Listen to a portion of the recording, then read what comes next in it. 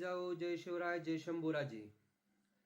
मी प्रवीण घाडगे पाटील, अखिल भारतीय छावा संघटनेचा पश्चिम महाराष्ट्राचा प्रवक्ता आज या व्हिडिओच्या माध्यमातून आपल्या समोर येतोय.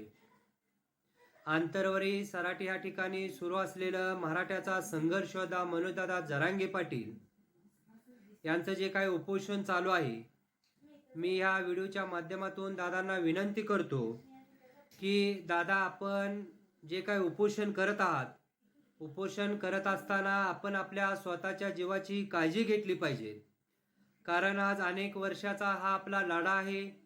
या लढ्यासाठी माताडी कामगार नेते अण्णासाहेब पाटील असतील, मराठ्यांचे क्रांतीसूर्य अण्णासाहेब जावळे पाटील असतील, विनायकजी मेटे साहेब असतील, वडजे साहेब असतील, त्याचबरोबर समाजातील 60 ते 70 युवकांचं बलिदान असेल. हे बलिदान गेल्यानंतर एवढा मोठा लढा त्या ठिकाणी उभा राहिलेला आहे. त्यामुळे आता आपण तुम्ही स्वतःची काळजी घेतली पाहिजे. कारण मराठा समाजाला तुमची फार मोठी गरज आहे. लाख मेले तरी चालतील, पण लाखाचा पोशिंदा जगला पाहिजे. त्या ऊतीप्रमाणे तुमची मराठा समाजाला फार मोठी गरज आहे. त्यामुळं तुम्ही तुमच्या स्वतःची काळजी घेतली पाहिजे. परवा एक एरपाट मनोजदादावर टीका करत होतं. आमच्या पंढरीच्या पांडुरंगाच्या चरणी त्या ठिकाणी आलं होतं आणि आल्यावर त्या ठिकाणी त्याची गाडी कोणीतरी पेटवली म्हण. त्याचा आरोप आहे मनोजदादाच्या कार्यकर्त्यांनी पेटवली. अरे, मनोजदादाचे कार्यकर्ते असले नाही आहेत. जे काय करायचे ते समोरासमोर करत असते. कारण मनोजदादाचे कार्यकर्ते हे वाघासारखे आहेत. स्वतःची गाडी आणि स्वतःच पेटवलं असेल टंटबाजी करण्यासाठी, आरक्षण मिळवून देण्यासाठी आमचा संघर्ष योद्धा मनोजदादा जरांगे पाटील खंबीर आहेत. त्यामुळे तुझ्यासारख्या भांडगोळाच्या आम्हाला आरक्षण मिळवून देण्याची काही गरज नाही. आणि त्याला असला पोलिसांनी उचलून नेला, ही एवढा मोठा महाराज आहे म्हणून सांगतोय, आणि त्याला पोलिसांनी गाडीत असा घालून नेला. काय त्याची लायकी आहे सांगा? तिथं जाऊन सांगतोय, मला उपमुख्यमंत्री देवेंद्रजी फडणवीस जोपर्यंत भेटत नाही तोपर्यंत मी उठणार नाही. म्हणला अर्धा तास आणि 1 तासाने पोलिसांनी गाडीत घालून नेला. आणि हा सांगतोय मी मराठा समाजाला आरक्षण मिळवून देऊ. मराठा समाजाच्या नावावर तू मोठा झालेला. आता कुठंतरी एखादी विधान परिषद किंवा काहीतरी पदरात पडते का त्यासाठी तू मनोजदादावर टीका करणार? तुझीही असल्या अवलादीने त्या ठिकाणी मनोजदादाला शिकवायचं नाही. कारण मनोजदादाच्या पाठीमागं 5 कोटी मराठा समाज बांधव आहे. कोणी पण उठायचं आणि टीका करायची. ही टीका इथून पुढे सण केली नाही. आणि त्या येडपट्या महाराजाला शेवटची वॉर्निंग आहे. जर इथून पुढे जर तू मनोजदादाला जर काय बोलण्याचा प्रयत्न केला तर तुला तसाच्या तसं उत्तर दिलं जाईल.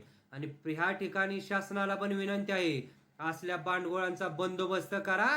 जर उद्या काय झालं तर सगळी जिम्मेदारी शासनावर राहील. कुणबीचा किती मोठा फायदा झाला. आज 54 लाख कुणबी त्या ठिकाणी मराठा समाजाच्या गावलेल्या आहे. त्यामुळे मराठा समाजाला मनोजदादाच्या माध्यमातून फुल ना फुलाची पाकळी मिळालेली आहे. त्यामुळं आपण सर्वांनी मनोजदादाच्या पाठीमागं खंबीरपणानं उभं राहायचं आहे. ज्यावेळेस मनोजदादाचा आपल्याला आदेश येईल त्यावेळेस आपण सर्वांनी त्यांच्या सोबत राहून त्यांच्या पाठीमागं आपणपणे खंबीरपणानं उभं राहायचं. कोणी काही जरी बोललं तर त्याच्याकडे आपण त्या ठिकाणी दुर्लक्ष करायचं. कारण भुंकणारी भुकत असते. आपण मात्र मनोजदादाच्या पाठीमागं खंबीरपणानं उभं राहायचं. मनोजदादाचा तो आदेश येईल, आपण मात्र मनोजदादाच्या पाठीमागं खंबीरपणानं उभं राहायचं. मनोजदादाचा तो आदेश येईल, दादा उद्या म्हणले 288 उमेदवार उभा करायचे, तरी दादा तुम्ही कुशाल करा.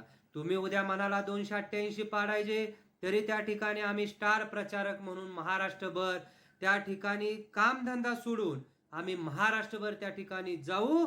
परंतु 288 गाडायची तर 288 गाडू. कारण ह्या मराठा समाजाच्या पुढाऱ्यांचा आपल्याला तर कसलाच फायदा नाही. कारण अण्णासाहेब जावळे पाटील प्रत्येक भाषणामध्ये सांगायचे की मराठा समाजाचं पुढाऱ्याचं रक्त आपल्याकडे वळत नाही, याचा अर्थ तो आपला असूच शकत नाही. हे मराठ्याचे 288 पैकी जवळजवळ 70 ते 80% मराठा समाजाचे आमदार आहेत. परंतु हे बिनकामाचे आहेत. ह्यांना सुद्धा गाडण्याचं काम त्या ठिकाणी समाजानं केलं पाहिजे.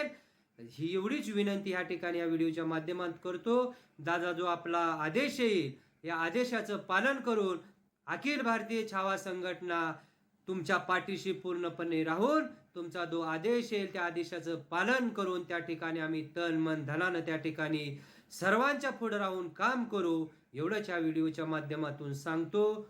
जय हिंद, जय महाराष्ट्र, जय छावा.